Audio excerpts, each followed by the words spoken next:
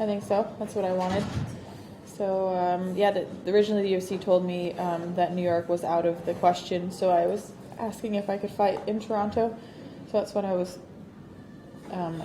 hoping for. They also said that the year-end card might have been an option, but I've done that so many times, fight through the holidays. I really wanted to fight sooner than later. Does fighting in New York have any special meaning to you? I was quoted doing an interview a couple years ago there in Madison Square Garden saying how amazing it would be to be a part of that first card there if and when it does happen. And so I guess in that sense, like, it's been sort of a goal of mine, and I was pushing for that originally, but the UFC's like, no, we don't have any openings. And then an opening came, and I was actually on my way to Thailand already.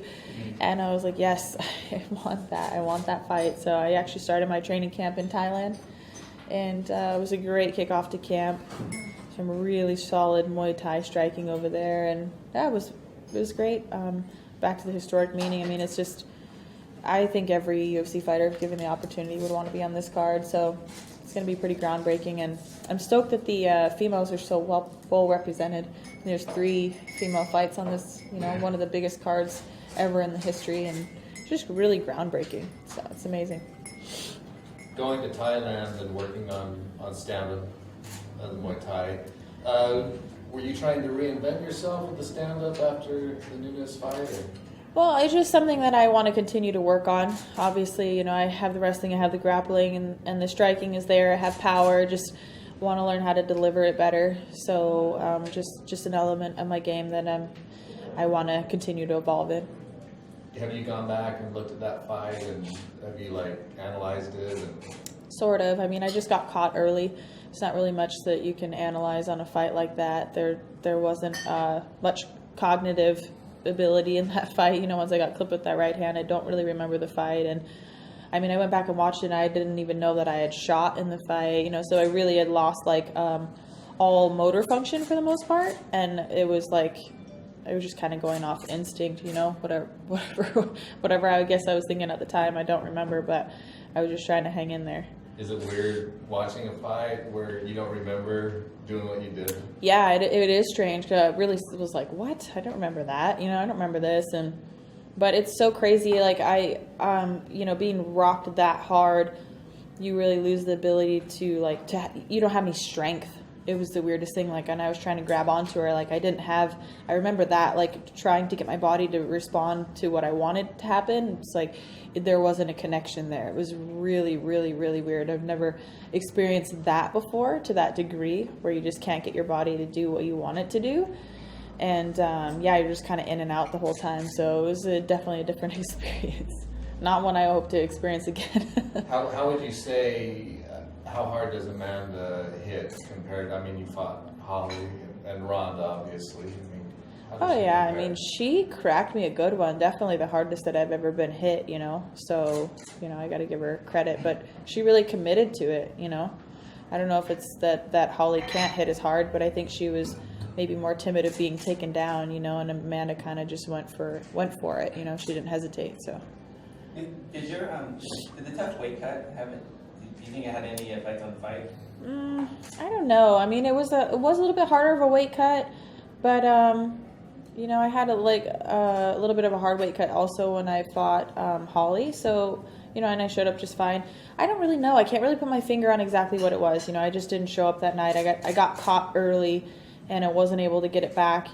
Maybe if I had been able to make it into the second round, that we might have seen, that comeback, Tate or whatever. But she was just really relentless in her attack, and that's all there is to it. So can't overanalyze it. I'm sorry. There you go. Are you doing anything differently this training camp as far as weight cut to make sure it doesn't happen again? Yeah, for sure. The last time was that was my hardest weight cut, and I think part of it was it's so silly. It sounds silly, but I drank the wrong water. I was drinking distilled instead of spring, which washes out your minerals, and anyways, it just makes it harder to come off at the end. So but it like I said, I don't think that has bearing necessarily on the fight. It was too early on. Usually hard weight cuts anyways, you see people typically fade towards the end of the fight, it affects the cardio. I can't say that it had anything to do with, getting caught, a couple minutes into the fight. You also mentioned that the cut was difficult because of stress. Was any of that related to being champion at the time, having a lot more media responsibilities, and do you feel a little bit less stressed now going into 205? Man, there was definitely a lot that came with it, especially with all the juggling going around and, moving to the main event and all that crazy stuff. It was just like so up and down with the whole card. But I mean, this fight, I feel very relaxed. I feel very refreshed. This will be my third fight in 9 months, and 2 of which were title fights, So it's been a pretty heavy load so far, but it really took like a month to get myself back together, and went on a great road trip, and I even got to go over to Belgium and Thailand and really kind of take a breather. Even though I was training, it was just very different, very refreshing. So I definitely feel like I needed that little bit of a break, but it's back to the grindstone. I'm on the path to victory. I can feel it. I'm coming with a vengeance, and I just want to get back on the win streak, and then I might just take a little bit of time to, breathe for a second. I don't anticipate, another 3 or 4 month turnaround. I'm probably looking more like at about 6 months for that, just so I can have like a month or two. In my last, between this one, I'd broken my nose in my last fight, so I mean, it took like all of, 10 weeks to heal that up, so it's a pretty quick turnaround. Back in 2013, you lost your first UFC title shot, and you took some time to get back in the title picture. You won four fights in a row. Could you imagine yourself taking such a long time to get back? And then at the same time, what do you feel the importance was taking those fights to really, build your confidence, build your skills to get back into the title picture? Well, I'm not taking time this time, obviously, since it's like, just a few months after. But no, it's just all depends where I'm at mentally and emotionally. Like, I feel like after this fight, like I really want to get a win under my belt. Been training hard. I feel good about it. I feel like this is definitely the right decision. And then after getting a win, maybe I can take a little time to just enjoy myself a little bit. Yeah. Miesha, were you okay with Ronda stepping right back in and getting a title shot, or did you feel she just merits it based on the length of her first title reign, or should she have had to take a 2-month fight? Well, it doesn't matter what I'm okay with. Doesn't matter. It really doesn't matter. I already knew that was going to happen, so I just try not to overthink it. And I had fully anticipated that if and when she made her comeback, that it would be for a title shot. So, given that, it was no surprise. And Ronda for the longest time was one of the best in the world. And I mean, if you want to make an argument, you could say like she had an off night like I did. You know what I mean? So, I mean, she still has a big presence in this sport, even though she's been gone for a long time. It's going to create a lot of viewership. And I guess in that sense, like if you look at it from a business perspective, it makes sense. I don't know what it's going to do for Ronda as far as like where she's at. I mean, what I think, maybe not a 5-round fight or a warm-up fight would be better for her. Probably, because I think real ring rust is a real thing. It definitely can affect fighters, and you don't know how mentally she's been so out of the limelight. And I mean, none of us are really involved in her personal life, so you don't know how she's dealing with that loss since then. And I know she's talking about retirement, and that also, I don't know why everyone's so surprised about that. I feel like that was kind of like she was saying that before she fought Holly, that she was like, coming to a close. So for me, I just want to fight her one more time, and granted that she goes out there and does well and she wants to continue fighting, I would love the opportunity to go one more time. So hopefully it's not too much of a race against the clock, and I will be watching that fight, definitely vested. You fought both Amanda and Ronda. If you take her emotional state aside, who do you think is the better fighter, the more difficult, who do you think is going to take home the win on the 205? Ooh. That is really, really hard for me to say. I feel like there's so many X factors, and we've just never seen Ronda in this state and been out for so long, and having been knocked out, that sense of invincibility has to have been shaken, so what are we dealing with Ronda? What are we going to get? Are we going to get a better version for it, or are we going to get, worse version for it? And I question that a little bit, being that it's taken her so long to even want to come back. And, so I don't know, but I do believe I have a better grasp on where Amanda's at, and I think that she's at an all-time high, and she's very confident in her ability right now, and she delivers. She's also a ferocious first-round fighter. So I don't know. I can't really make a prediction, but I would not be surprised if Amanda won that fight. As a fighter, you know the mindset of a fighter. None of us here do. When somebody's been out like Ronda, and then before she even has her comeback fight, mentions retirement, do you think that bodes well for the commitment, or do you think it really doesn't matter? I think every fighter is different. The only thing that I can say is that I question how much she really wants to be doing this. And I can say that if you don't really want to do it, then it's going to affect your ability to train and to push that extra bit in training and in practice. If you don't really want to do it, if you don't really want to be there, if you don't, and I'm not saying she does or doesn't, so I can't say that, but I can say if your heart's not really in it, it's kind of a dangerous sport to play with in that sense. So I don't know. Are you more interested in getting a rematch with Amanda or fighting Ronda again? Well, it depends who has the belt. Obviously, that's my number one goal. I do want to fight. I want to fight them both again. But I have more of a sense of urgency to want to fight Ronda because I don't know when she's gonna want to not do this. When she's gonna leave the sport. I think Amanda will be here for some time. And looking at your fight with Raquel, both of you have fought Holly, both of you have fought Katzengano. How important is looking at those common opponents when you're viewing film, etc., when you're really trying to game plan for it? I leave most of the film watching up to my coaches. I do watch, but I don't really dwell in that. I kind of let my coaches break everyone down, and we do have some common ground in opponents. That's to be expected as you fight longer and longer in the UFC. But her fight with Holly, I don't really use that as a gauge because Holly fights so differently than I do that I don't think that we're going to see the same Raquel, fighting as she would be fighting Holly as she would be fighting me. Holly and I are stylistically just about polar opposite. So that the Zingano fight, yeah, a little bit more, but that was a while ago also. So yeah, I don't know. So some of us are streaming live right now. You have a huge fan base, many of those being male. Question that's coming up right now. Everyone wants to know. So you can't get out that invincibility thing. I'm just kidding. I'm kidding. You can't edit that. Yeah. Oh, All right, sorry. I'm kidding. Go ahead. But the question that many of them have, it's not related to fighting. They want to know: are you single right now? Oh, that's a question I'm not even going. It's not even fight related. It's not fight focused. So it's personal life is personal life, and I'm just focused on the fight. So no dating.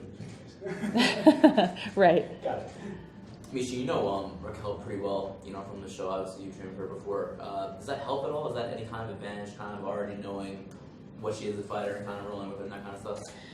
Well, yeah, I suppose in a way it is, but she knows me too, so that just depends on how you want to look at it. We both kind of have an idea what each other's good at and whatnot, but it also has been a while since we've trained together, and I believe that Raquel's the kind of fighter that's constantly evolving. She is a very tenacious person, and I've seen her training when I coached her on The Ultimate Fighter, and she was the first one to really want to train with the guys, and she's tough, she's durable, she's got some great qualities about herself, so there's still a bit of mystery. You still don't know what it's like to get in and fight someone at 100% until you do so. So even though we have trained here and there, and I have coached her and stuff, I can't say that I completely know what to expect when I step in the cage.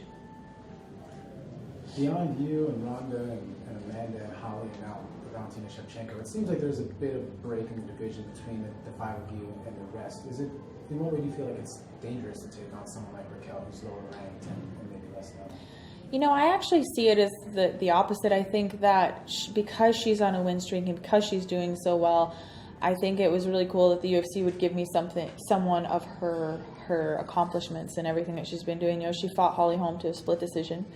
That was before Holly was really well known, so I think a lot of that flies under the radar, but it was a very competitive fight.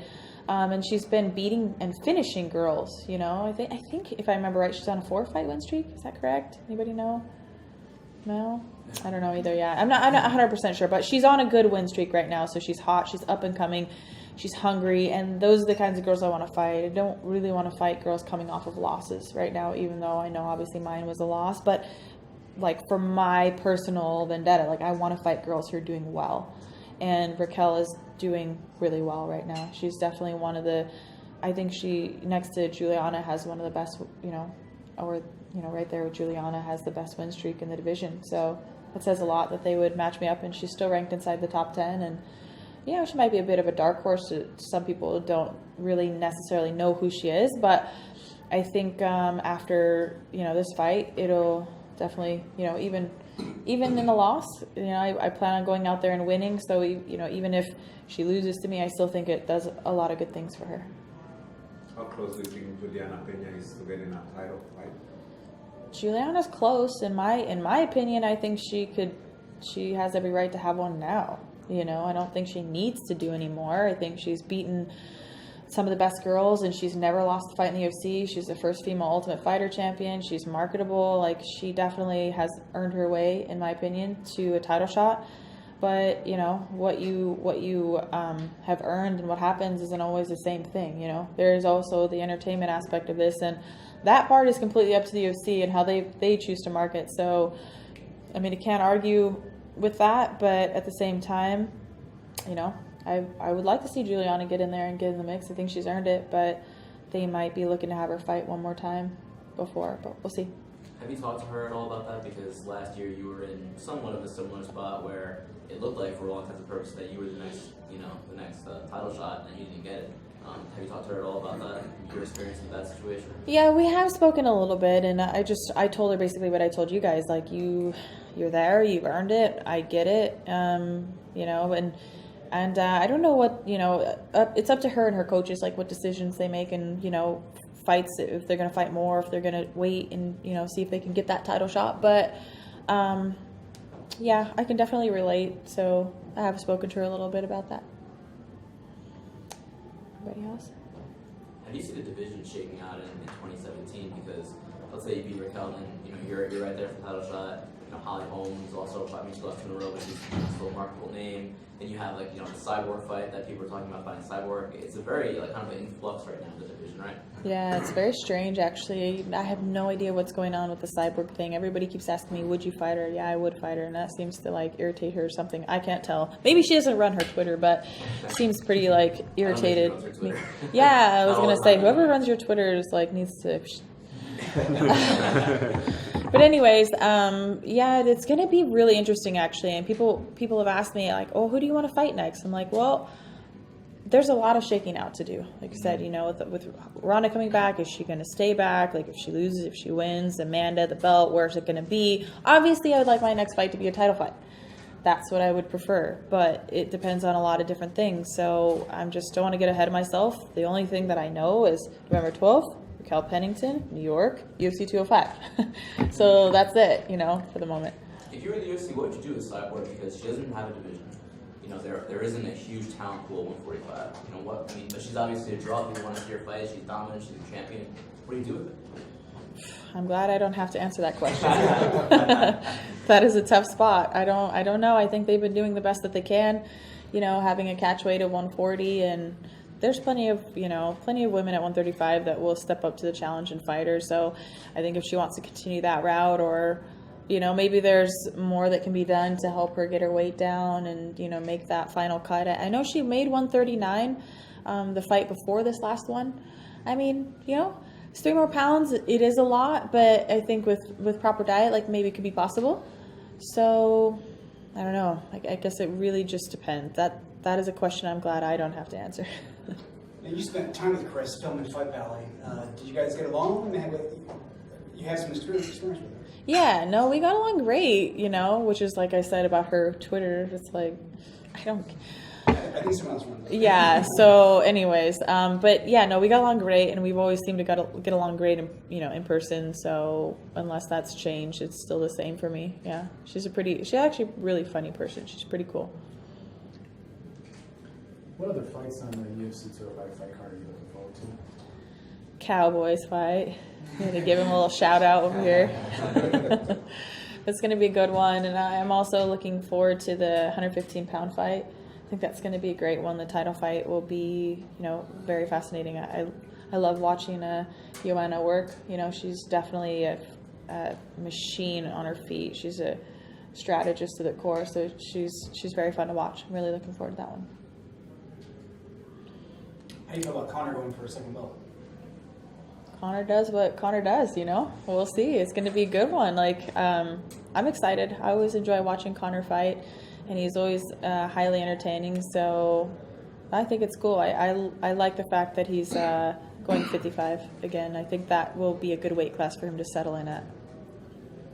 What are your thoughts on Cyborg at 145? Do you think the UFC should build a division around her? And No. I Well, you asked it a little bit different, but in this same, no, I personally think that 145 should either be an Invicta or Cyborg should make the catch weight of 140 or go to 135. I think putting a 145 should come behind adding a 125. So in order of precedence, I think a 125 makes more sense before adding a 145. And the depth at 145 is still, it's getting there, but I don't think it's there's enough 145ers to make a really quality 145-pound division yet. Could you make 125? Well, maybe. I mean, the last couple times has been really strange. I've literally never had trouble in my life making weight, so I think there were definitely some other factors that had to do with that. Diet has been going great this camp. I'm light. It should be absolutely no problem, but I don't see myself probably coming down to 125, in the near future. Unless it really, is appealing financially, I'll probably just stay fat and happy at 135. Yeah, right. Well, man, show me the money. Show me the money, and I might diet. I'll only eat half that steak that I just ate.